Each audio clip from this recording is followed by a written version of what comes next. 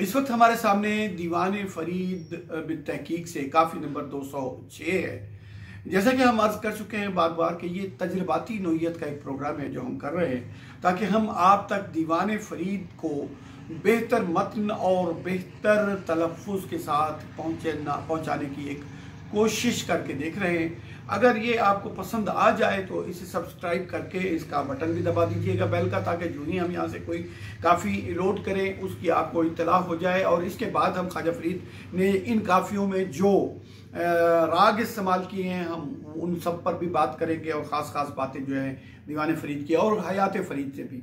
तो ये काफ़ी जो है 206, इसके मिसरे हैं 14 और इसके अल्फाज हैं 64 और ये है राग जौनपुरी से।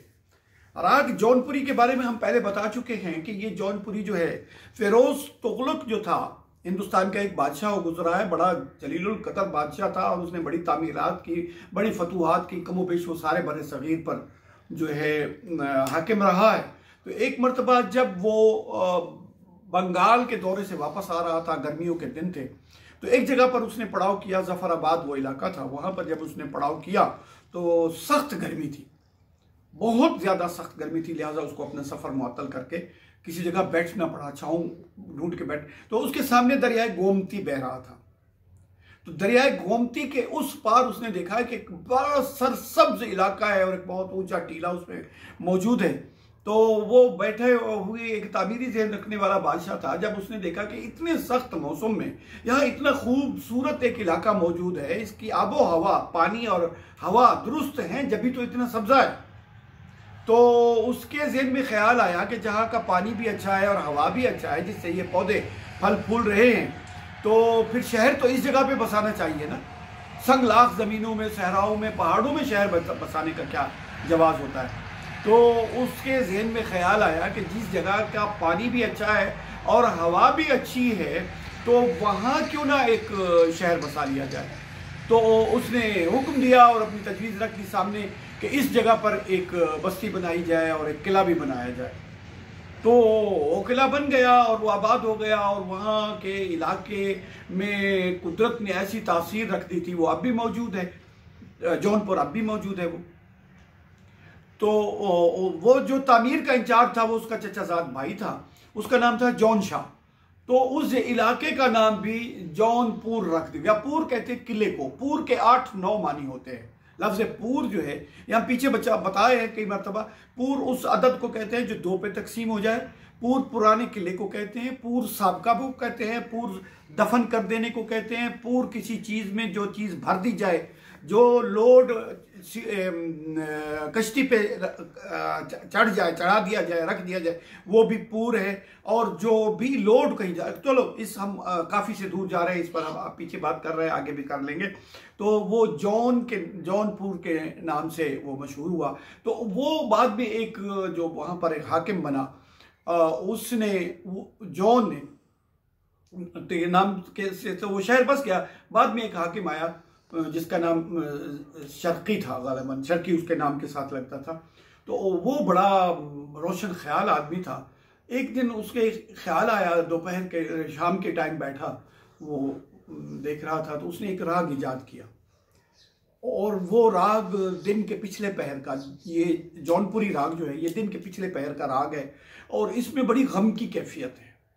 जो ही आदमी इसको सुनता है, राग को, सीधा सीधा राग है, बड़ी मेलोडियस है, बड़ा इसमें तरन्नुम है। और जो अगर ज़रा सा नरम दिल हो तो जौनपुरी राग खाली भी बजाया जाए तो आदमी के आंसू खुद ब खुद निकल आते हैं। तो ये काफ़ी है जौनपुरी में। दिलड़ी निमाणी को रोज़ मुझारी, निमाणी कहते हैं वो जो बेबस हो, मिस्कीन सी हो, बेचारा सी हो, जो जिसका बस कुछ जोर न चलता हो जिसका, उसको कहते हैं निमाणी, मिस्कीन सा, मासूम सा। ये मासूम और मिस्कीन दिल को रोज मुझारी है। अब मुझारी दम हवास बाख्तगी की एक कैफियत है या बुझ जाने की एक कैफियत को कहते हैं मुझारी। पिछले काफ़ी में हम इसमें पिछली काफ़ी में बताए हम। और क्या हुआ क्या है, ये रोज़ की तकलीफ जो है क्यों हो गई है, मसला क्या है? मसला है छद गया ढोला यार आज़ारी। वो हमारा महबूब जो है दोस्त जो है हमें इन आज़ारों में मुब्तला करके, अजाबों में मुब्तला करके, बीमारियों दुखों में मुब्तला करके इस तकलीफ में डाल के चला गया। और इश्क नहीं कई नार गजब दी, सर्दी बल्दी सर्दी जल्दी जान बिचारी। ये काफ़ी की हैत पर हम अलग से बात करेंगे कि काफ़ी के कितने तजर्बे ख्वाजा साहब ने किए हैं। काफ़ी की हैत के जो तजर्बे हैं वो ख्वाजा साहब ने कमोबेश 35 के करीब तजर्बे किए, यानी 271 काफ़ियों को कमोबेश 35 हैतों में लिखा गया है। तो इस तरह काफ़ी की कौन सी नोयत तय होती है ये अभी हम नहीं कह सकते, आखिर में जाके ये बात करेंगे। तो फिर क्या हुआ कि इश्क नहीं है नार गजब दी, ये गज़ल की कैफियत में है, ये गज़ल की हैत में।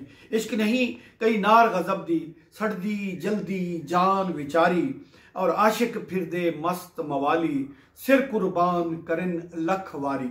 अब ये लफ्ज़ इश्क और लफ्ज़ आशिक जो है, ख़ास तौर पे लफ्ज़ इश्क जो है, ये ख्वाजा साहब के पूरे कलाम पर हमें छाया हुआ नज़र आता है। एक बुनियादी मुहर्रिक, बुनियादी जज्बा, बुनियादी बात जिस पर सारी उनकी बात का इन्हसार है, दार मदार के मानी और होते हैं, लेकिन चलो हम इन मानों में ले लेते हैं। दारो मदार जो है ख्वाजा साहब का वो लफ्ज़ इश्क है। और लफ्ज़ इश्क सिर्फ लफ्ज़ इश्क ही नहीं है, इसके ख्वाजा साहब के पास मुतरादिफात है, मुतबादिलात है इसके, और एक दर्जन भर लफ्ज़ वो बोलते हैं इसके लिए, लफ्ज़ इश्क के लिए। लफ्ज़ इश्क के मुतबादल के तौर पर इश्क का लफ्ज़ जो है मुख्तलिफ शक्लों में कमोबेश 141 बार आता है, और इस तरह लफ्ज़ नी जो है वो भी 40 से ज़्यादा बार वो इसमें इस्तेमाल हो गया है। और इस तरह नीड़ा है, इस तरह चाहत है, लगड़ी है। अब लगड़ी जो है वो 25 मरतबा इस्तेमाल हुआ, लगड़े, और जज्ब है, जुनून है, ये सारा कुछ ख्वाजा इश्क के मुतरादिफ और मुतबादिल के तौर पे इस्तेमाल करते हैं। अगर हम इन सब को जमा कर लें तो ये कम से कम 500 से ज़्यादा मरतबा, 271 काफियों में 500 से ज़्यादा मरतबा जो है यही एक लफ्ज़ इश्क मुख्तलिफ शक्लों में सामने आता है।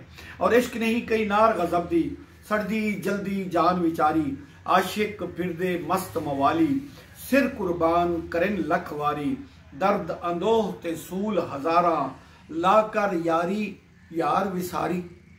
अब हमारे दिल में दर्द है, अंदोह है, तकालीफ है, और अंदेशे हैं, खौफ है एक, और क्या हुआ है, सूल हजारों दुख दे दिया आपने हमें, और लाकर यारी यार विसारी। ए दोस्त, आपने दोस्ती भी बनाई हमारे साथ और फिर भुला भी दिया, फरामोश भी कर दिया। और ये उस महबूब की जिससे ये शिकवा हो रहा है कि आपने हमें फरामोश कर दिया, अब उसके हुस्न की तारीफ हो रही है। जो सैद करेंदे मुर्ग दिलींदे, नाज अदा हिंद बाज शिकारी। सैद करना, शिकार करना, फंसाना, और मुर्ग दिलींदे, ये दिलों के परिंदे जो हैं इनको फंसाने वाले, इनको शिकार करने वाले क्या हैं, नाज अदा है ना। उस महबूब के नाज व अंदाज जो है वो तो शिकारी बाज की तरह है कि आके दिलों को झपट लेते हैं।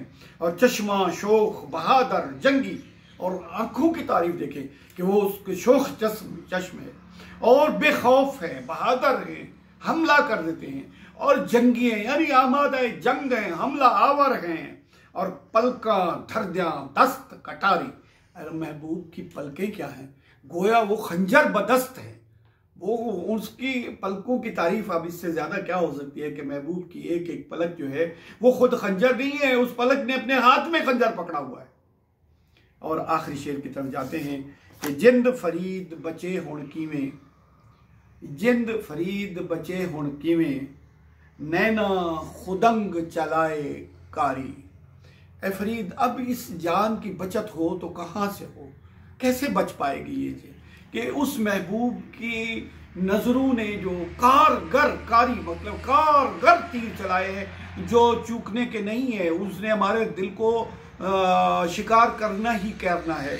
ये लफ्ज़ खुदंग जो आया है ये एक दरख्त का है जिसकी लकड़ी बिल्कुल सीधी होती है, और तो उसके सीधी और पतली और साफ सुथरी और मजबूत होती है, तो उससे तीर बनाए जाते थे।